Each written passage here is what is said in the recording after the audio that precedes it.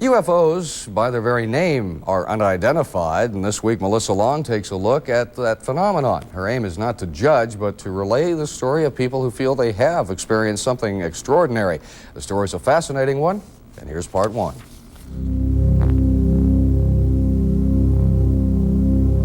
You could see it was moving, stayed right with us. So you turned down the half-mile road, and here it come. And it was just on top of us so fast. There were 3 cone-shaped landing holes there where this thing had been. I'd never told anyone what these guys looked like, other than that they had big eyes and they were little. It was absolutely silent and just kind of suspended there, almost like a surrealistic painting. Something is happening. We don't know what this is. What is this? This phenomenon called UFOs. Some think it is nothing more than imagination, a planet mistaken for a spaceship, and indeed many cases can be explained. But what about those times when there is no explanation? It's that maybe 1 or 2 out of 10, or maybe 5 out of 100 cases that are extremely important, very interesting, that we're looking for. The U.S. government doesn't talk about UFOs at all. The most well-known government investigation, the controversial Operation Blue Book, was conducted in the 50s. 12,518 sightings were investigated. 701 could not be explained. Yet the conclusion of the Blue Book report debunked the theory that UFOs exist. No further study was called for. Out of the lack of overt government research on the subject grew a private network of organizations. Among them is MUFON, the Mutual UFO Network, and the Center for UFO Studies. The Center for UFO Studies was founded by Dr. J. Allen Hynek in 1973 as a result of many sightings coming to his attention that were not being investigated by the military, the government, or by anyone else that he felt had proper credentials. And for that reason, he called upon scientists throughout this country and abroad, actually, to assist him in attempting to explain the cases that were, he felt, valid and worthy of his time and attention. Thousands of UFO cases are documented around the world and right here in Indiana. This week, we'll meet some Hoosiers who not only believe they've seen UFOs, but who also feel they've been inside an alien craft, face to face with extraterrestrials. Fascinating series. Again, it goes on all this week. The most common kind of encounter with unidentified flying objects is a sighting at some distance. There have been many of these recorded in and around the Fort Wayne area as recently as last month. But even when the sighting was years ago, witnesses remember it as vividly as if it were last night. It was a starry July night in 1966 when a prominent Fort Wayne businessman and his 19-year-old son were on their way up to the family's Clear Lake cottage. They were driving on Road 120 just south of Clear Lake when each sensed something was hovering over their car. It was about the size of a 2-car garage, or 25 feet in diameter, and it was convex on both the top and the bottom, and it appeared to be in floodlights or all aglow. The object seemed suspended in midair, about 15 feet above the tree line. It made no sound, and as the older man got out of the car to retrieve a camera from the trunk, the object moved back as if to observe him. Other cars approached and the object's lights dimmed. It swayed from side to side, tilted at an angle, and shot up into the heavens, gone in a matter of seconds.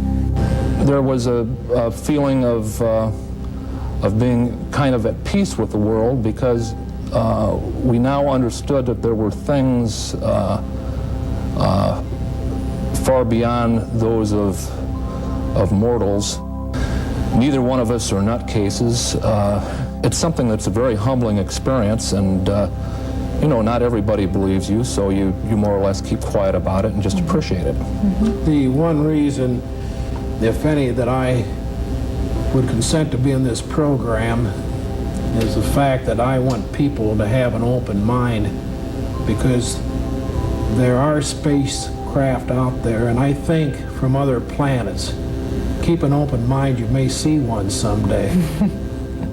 The men's sighting has been recorded in this book, Flying Saucers Here and Now.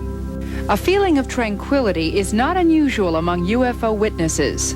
This brother and sister-in-law encountered a huge, brightly lit object one night near Rigdon, Indiana.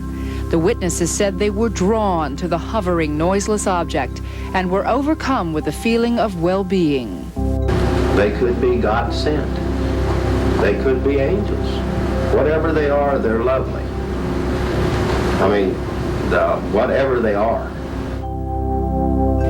Tomorrow, I'll talk with an Indianapolis woman whose life has been changed because of her UFO experiences. She is believed to be one of several people who've been examined by occupants of a UFO. Fascinating series. That's great. It's fun to do. Tonight, as we continue our look at UFOs in Indiana, we'll introduce you to a woman whose experience is the subject of a best-selling book and an upcoming movie. The woman is one of several people believed by researchers to have been examined by occupants of a UFO. This is suburban Indianapolis. Not exactly the kind of place you'd expect an alien spacecraft to land. But researchers believe that one did land, not far from here. And what resulted is one of the most well-documented and incredible UFO cases ever.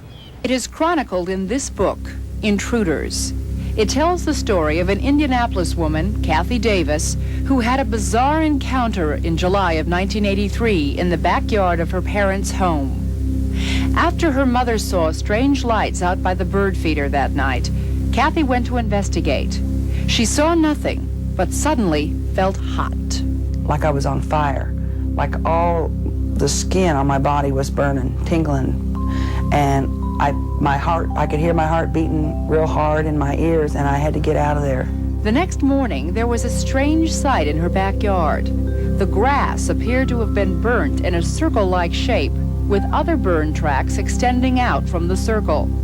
Soil samples indicated the earth had been virtually baked at incredibly high temperatures. Kathie herself began to lose her hair and experienced bizarre physical symptoms, disturbing dreams, and flashbacks. It wasn't until Kathie sought professional help for her unexplained physical and emotional problems that she remembered, under hypnosis, what happened that night in the backyard. I remembered a pulling on my arm like I was being tugged down, and then a real sharp pain in my ear that seemed to go all the way through my head. I thought I heard somebody say, "I'm sorry I hurt you." And I can see off to my left a large dark form. I don't want to look at it. Then I remembered hearing my name be called. I remembered hearing a voice, and again like that knowing, saying that it was time to go, goodbye. Whatever it was over. What Kathie described is now believed to have been an encounter with occupants of a UFO that landed in her parents' yard that night. Her experience, which is supported by the landing traces in the backyard and by neighbors who felt shaking, saw lights, and experienced a loss of electricity that night, is similar to the experiences of at least 200 other people that we know of, possibly more that we don't. Either these things are happening as people think they are, as they report they are, and as we seem to find in regressive hypnosis that they are, or there's something extremely interesting about human people, about their minds, about the human species that we haven't begun to understand. After further investigation, it was revealed that Kathie had had other strange experiences that could not be accounted for. Tomorrow, we'll talk to Kathie about what has happened to her and how it has changed her life. And here's the number of the local Mutual UFO Network office. If you have any questions or would like to report an experience that you can't explain, you can call here for more information. Last night, we introduced you to a woman who is believed to have been examined by occupants of a UFO. Tonight, Kathie Davis tells of other strange encounters as our look at UFOs in Indiana continues. Kathie underwent hypnosis to unlock the other secrets that were surging into her consciousness. She remembered other encounters. this time with strange beings who seemed to know her and appeared in her bedroom. Somehow, they were standing by my bed, one behind the other, and they moved and spoke in unison, and they had a black box, small black thing with either a red light on it or in it, with a hole in it, I'm not sure. I was told to hold it and to look at it, and I didn't want to. And I remembered when I first saw them there, I was terrified, and my first thoughts were, if you don't come any closer and don't touch me, I'll be all right. In an attempt to come to grips with her experience, Kathie fashioned a clay model of her bedroom visitors and drew a sketch, only to discover that other people had reported the same experience and had drawn the same sketch. When I saw a drawing that a woman in North or South Carolina had made that was so much like mine that when I first saw it, I thought it was mine,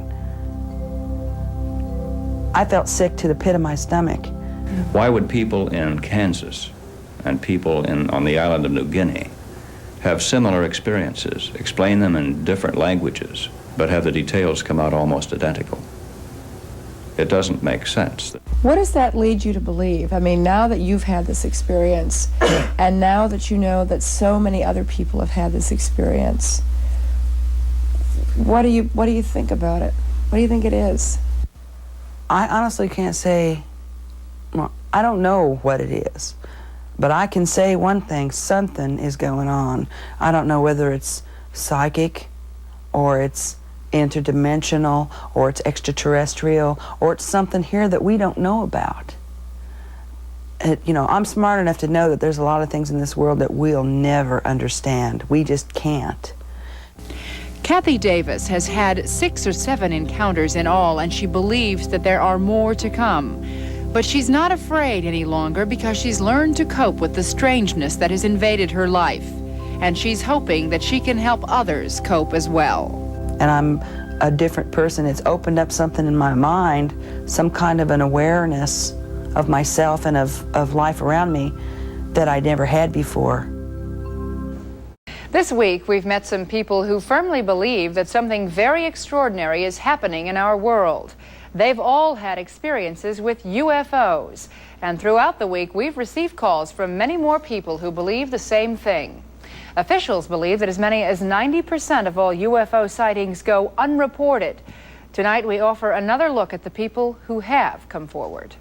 The common perception about people who claim to have seen UFOs is that they're uneducated, unsophisticated, or crazy, or that they're seeking fame or money. But this is almost never the case.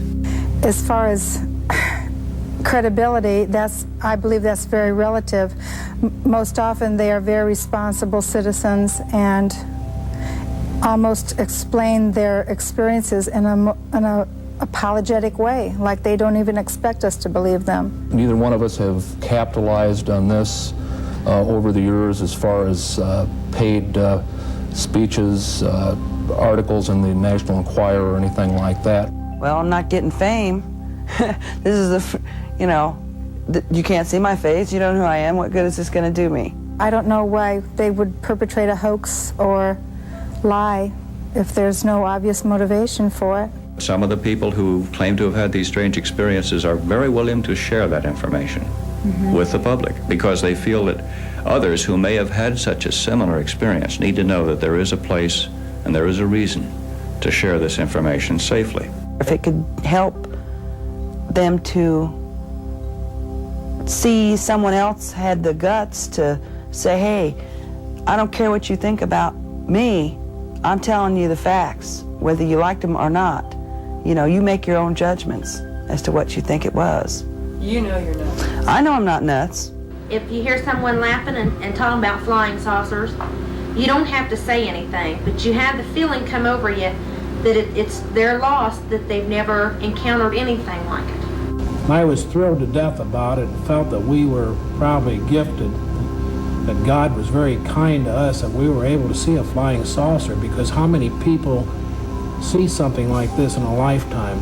Those people who may be watching this show who may have had such an experience that they think wasn't worthy of being reported, I hope they regard that again and contact someone in this community or write to us at the Center for UFO Studies in Chicago and ask for a report form. And we'll be glad to get one to them, give them the opportunity to share this information confidentially, and let us evaluate what they think may have occurred to them. It may turn out to be a very important little piece in our jigsaw puzzle.